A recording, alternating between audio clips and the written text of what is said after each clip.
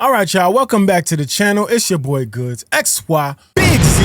We back in the building, man. Listen, man, everybody talks about the stars, the rappers, the moguls, the big names on stage, but the truth is, a lot of these guys wouldn't have made it where they are without somebody standing right there beside them, the right-hand man. Let's talk about it. P.O.P.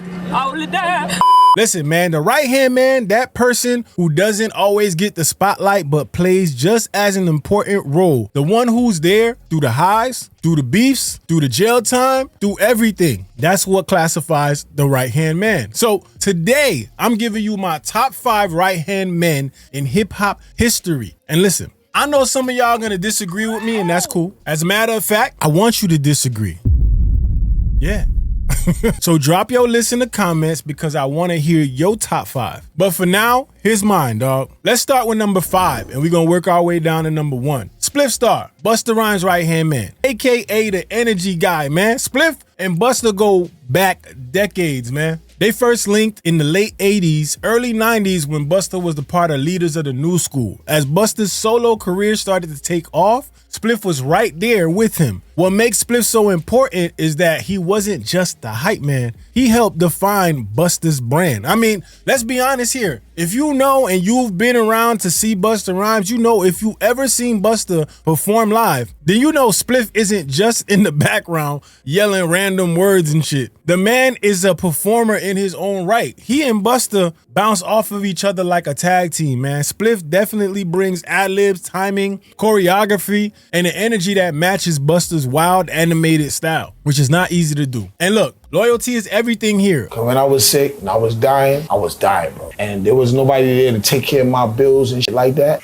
My brother stepped up without question. You understand? Not even my own flesh and blood did that. Okay? Not even the people that I helped did nothing for me. When a lot of crews fall apart, when the stars get too big or the money gets kind of funny, you know what I mean? But Spliff, he stays solid. 30 years later, he's still by Busta's side. No fallouts, no drama, no betrayal. Boy, they did have that riff one time. I married this girl named Janice.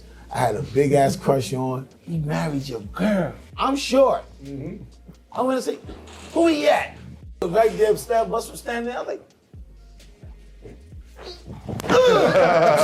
sorry. I jumped up and slapped the shit out of him. So everybody like, oh shit, even Busta was like, friends do that. Oh my God. Spliff shows you that you don't need to be the star to be legendary. Sometimes being the one who amplifies the star is just as important. At number 4, we going to Queensbridge, man. Nas and his younger brother, Jungle. Now, this one right here is a little deeper than music because it's bloodline, right? Nasir Jones, we all know him as one of the greatest MCs of all time. Nas in your area. This is Nas, we're in Queensbridge Project. People forget about his little brother, Jabari Jungle Jones. Yeah, we using government names out here, man. Oh my God. We using government names out here. They grew up together in the Queensbridge Projects, man, one of the most famous and dangerous housing projects in America. Their father was a jazz musician, mother was a postal worker, so they had music and hustle in their blood. While Nas was developing his gift as a storyteller and lyricist, Jungle was living the same life, seeing the same streets, but with a different personality. Because we always see Nas. Nas is like the calm, thoughtful, chess playing type of thing, you know what I mean? Jungle is like the complete opposite, bro. Loud, bold, unfiltered, ready to speak his mind, whether it's smart or not. From fucking 2 niggas on the street, thugging, rhyming, saying shit. Straight up. I ain't no college niggas who turn into fucking rappers and shit. Man, and the balance is part of what kept Nas grounded. Nas played a role of the thoughtful observer, while Jungle was the guy who would say and do what Nas couldn't. Jungle had some moments with Bravehearts. Y'all remember Uchi Wally?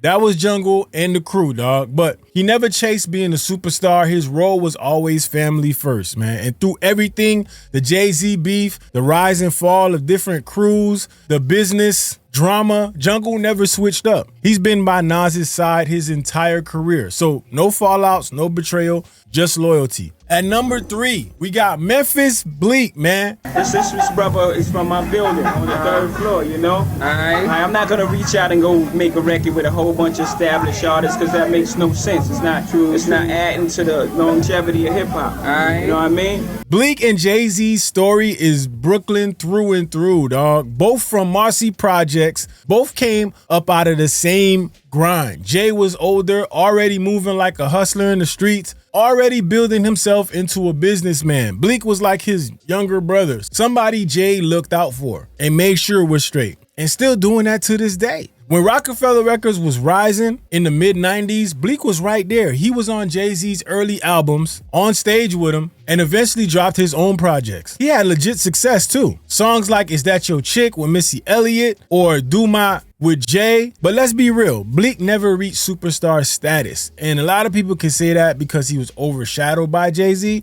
But I think Bleek did what he was supposed to do. At the end of the day, it doesn't matter. Jay made it clear that Bleek was set for life, man. And it's very clear that he's been set for life. The famous line from Jay, Bleek could be one hit away his whole career. As long as I'm alive, he's a millionaire. It's loyalty, man. Loyalty is what you get with it, man. That wasn't just a punchline, bro. That was Jay letting everybody know this man is taken care of. As long as I'm alive, Bleek's a millionaire. And even if I die, he's in my will somewhere. Yes. I love that. It's my brother, man, you know?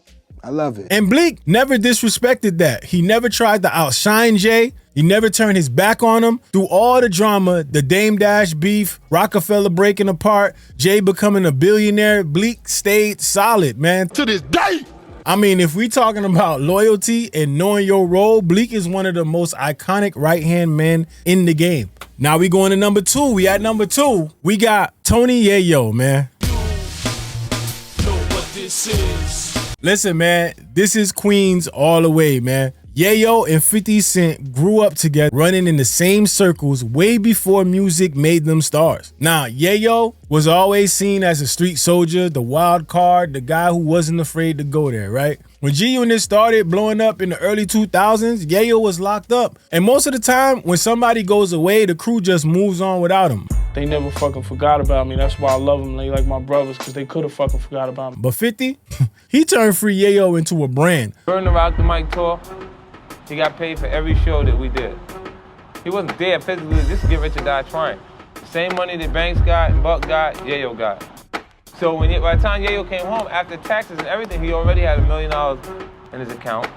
And he'd come home comfortable. Listen, I was listening to Yayo back when all the mixtapes was coming out. Tony Yayo was always that guy that was like, he wasn't like super lyrical. He never stood out as like the best in the group. But for some reason, you always listened and you wanted to hear what he had to say. Mixtape Yayo was a different Yayo. Mainstream Yayo didn't make it to where people would expect him to. But again, it's kind of like the Memphis Bleek situation. It's one of those situations where maybe he was overshadowed by 50 and maybe he was even overshadowed by Lloyd Banks being in that group. You know, when you got groups and you got 3 people who got verses on there and you come off like the guy that's the least lyrical, it could do some things to you. But 50 Cent turned that into a brand and you saw it everywhere. You saw it on mixtapes, on hoodies, on stage. 50 made sure Yayo's name stayed alive while he was gone. That's how you know they bond was deeper than rap. When Yayo came home, he dropped his debut album, Thoughts of a Predicate Felon. And everybody might have their own opinions on that.